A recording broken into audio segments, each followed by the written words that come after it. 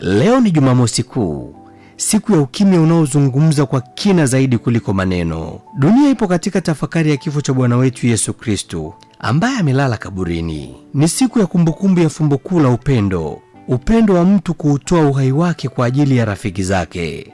Lakini ukimya wa leo haujazaa huzuni peke yake, umebeba pia matumaini ya kesho, matumaini ya ufufuko wake, kama alivyoahidi mwenyewe kwamba baada ya siku 3 atafufuka. Maneno yake ni ya kweli, kwa kuwa yeye hasemi uongo. Hivyo tusubiri kwa imani kubwa, mioyo yetu ikiwa katika utulivu wa matumaini. Katika ukimya huu tujichunguze na kujiandaa, ili atakapofufuka katika mwanga wa utukufu, nasi tufufuke pamoja naye. Tuachane na maisha ya kale ya giza na tuuvae utu mpya ulioumbwa kwa namna ya Mungu, utu wa mwanga wa tumaini na wa upendo.